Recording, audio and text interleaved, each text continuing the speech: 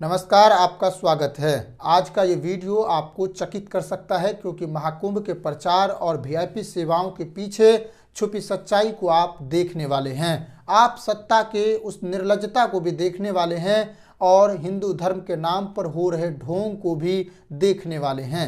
महाकुंभ की सच्चाई यहाँ से शुरू होती है, जहाँ से वीआईपी लोगों के लिए खुली सड़क और सारी सुविधाएं दी गई, वहीं आम जनता को एक लंबी सड़क के हवाले कर दिया गया जिसकी लंबाई 10 से 15 किलोमीटर तक है। वहां से अपने माँ, बच्चों, दादा और दादियों के साथ चलते रहे। ना उनके दर्द को समझा गया, ना उनके ऊपर लदे बोझ को समझा गया। वहीं वीआईपी लोगों के लिए सारी व्यवस्थाएं दी गई।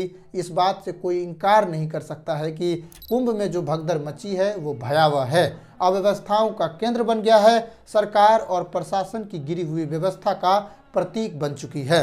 रिपोर्ट्स में दावा किया जा रहा है कि इस भगदड़ में कम से कम 3 से 4 हजार लोग लापता है। एक समूह से 400 लोग महाकुंभ आए थे, भगदड़ के बाद 350 लोग लापता हो गए। आंसुएं थम नहीं रही है, लोग अपने को तलाश रहे हैं। शवगृह में मीडिया को नहीं जाने दिया जा रहा है, कैमरा को बंद करवाया जा रहा है।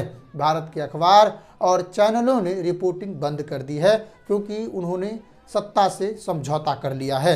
आज जितने भी सबूत इकट्ठे किए जा रहे हैं सब के सब लोकल मीडिया कवरेज से हैं। प्रयागराज की सड़कें, गलियां पूरी तरह जाम हैं, लोग सड़कों पर सोए हैं, उनके लिए न पानी है न खाना। भगदड़ के बाद एक लड़के ने कहा उनका भाई अब इस दुनिया में नहीं रहा, उनके पास जितने रुपए और सामान थे भगदड़ में सब तितर बितर हो गया है। एम्बुलेंस उस भाई को घर पहुंचाने के लिए 30 से 40 हजार रुपए तक की मांग कर रहा है।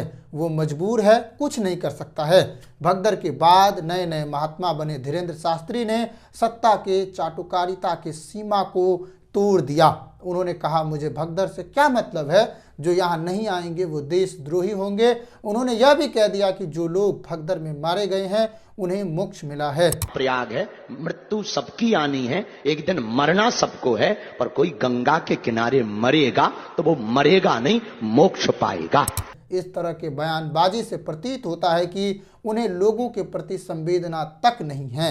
जिसकी जान इस सरकार ने, वीआईपी व्यवस्था और खराब प्रशासन ने ली है, उनके लिए कोई सहानुभूति नहीं है। इस पूरे घटना पर गुरु शंकराचार्य ने सच्चाई को सामने किया। जब भी उनसे सवाल किया गया उन्होंने स्थिति का सत्य ही कहा और सत्य ही बताया।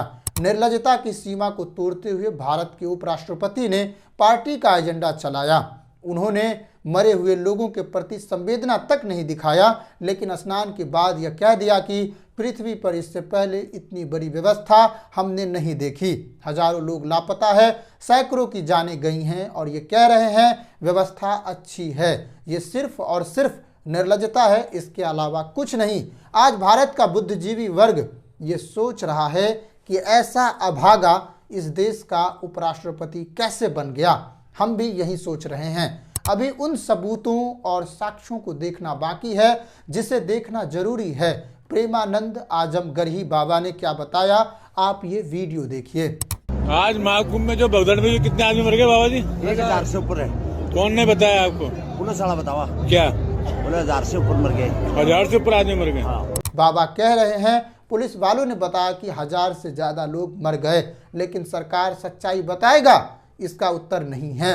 यही कारण है कि सबों को लापता लोगों में बदल दिया गया है। तभी तो उसके परिजन चक्कर काट रहे हैं, एक दूसरे अस्पतालों पर चक्कर काट रहे हैं, लेकिन उनका अपना भाई, उनका बहन, उनका चाचा, उनका भतीजा, किसी का कोई नहीं मिल पा रहा है। आप ये वीडियो देखिए हमारे स्क्रीन पर। महाकुंभ से जाने वाले लोगों की तस्वीरें हैं। ये वहां बैठे हैं जहां सामानों को जगह दी जाती है।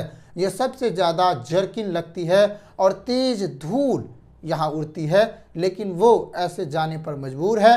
महाकुंभ की ऐसी व्यवस्था आपने शायद ही सोचा हो। यह आपका विकसित भारत है जहाँ की सरकार आपको रोज नए नए सपने दिखाती है। अब तक कुंभ के सपनों को दिखा रही थी, लेकिन अब सच्चाई ये निकली है। अब आप ये वीडियो देखिए जिसमें एक गाड़ी तेजी से आ रही है, उसकी स्पीड देखिए। ये एक वीआईपी गाड़ी है, ये गाड़ी भगदड़ का कारण बनेगी, ये रिकॉर्ड करने वाले एक व्यक्ति कह रहे हैं। लेकिन प्रशासन को समझ नहीं है कि ये भगदड़ का कारण बन सकती है, इसे रोक दे। जनता को ये बात पता है लेकिन प्रशासन को नहीं। आपने उस वीडियो को देखा होगा जिसमें कमिश्नर कह रहे हैं उठो भगदड़ मचने वाला है। उन्हें पता है, महसूस हो रहा है, लेकिन उन्होंने कुछ ऐसा नहीं किया जिससे उसे संभाला जा सके। अभी तक उचित आंकड़े नहीं बताया गया, लोगों की मदद के लिए कोई कदम नहीं उठाया गया, बस हर तरफ शोर मचाया जा रहा है।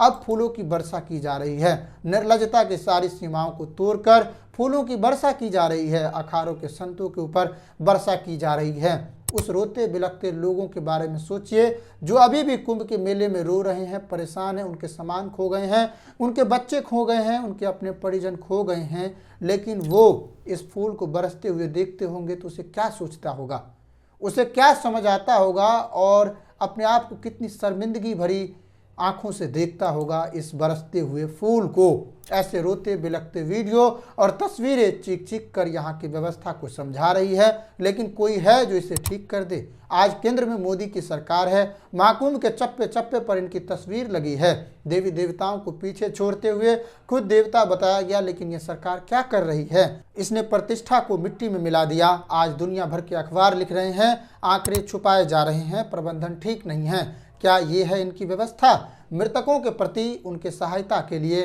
लापता लोगों के पहचान के लिए सरकार अभी तक कोई ठोस कार्य नहीं किया है। प्रधानमंत्री जी चुनाव के प्रचार में लगे हैं, उनके प्रवक्ता और कार्यकर्ता किसी कोने में मुंह दबाकर बैठे हैं। वहीं विपक्ष भी इसकी आवाज़ को उठाने में नाकाम है, कोई जरूरी मांगे नहीं हैं सिवाय संवेदना देने के। अब आपको उस वीडियो को देखना चाहिए जहां आपकी जान को कचरे में उठाकर छिपाकर कहीं दूर छिपा दिया गया। इस महिला की यह वीडियो देखिए। बॉडी को कचरा में छुपा के रखा था, हम आँख से देखे। बॉडी को कचरा में छुपा के रखा था, चलिए दिखा देंगे। दबाव में खूब दबाव पड़ा है तो ये बच्चा बचावा खिलाने इनका तो यहीं से छूट गए। आश्रम से भगदड़ उठा और उसी में आदमी को कुचल कुचल के आदमी सब कोई कुछ भगदड़ हुई, उसी भगदड़ में मेरी वाइफ का मेरे हाथ से हाथ छूट गया।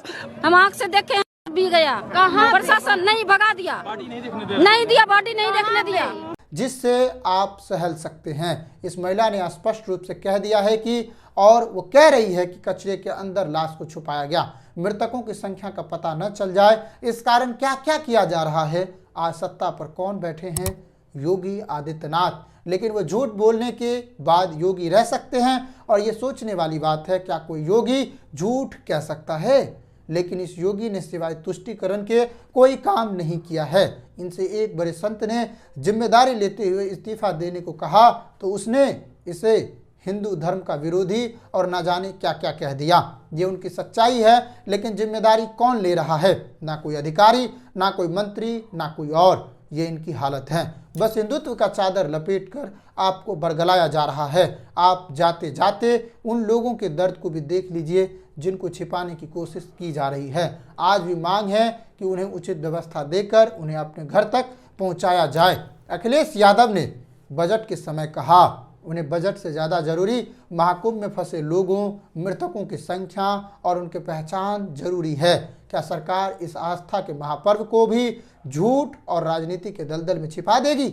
और ये सोचने वाली बात है कि इसे क्यों छुपाया जा रहा है।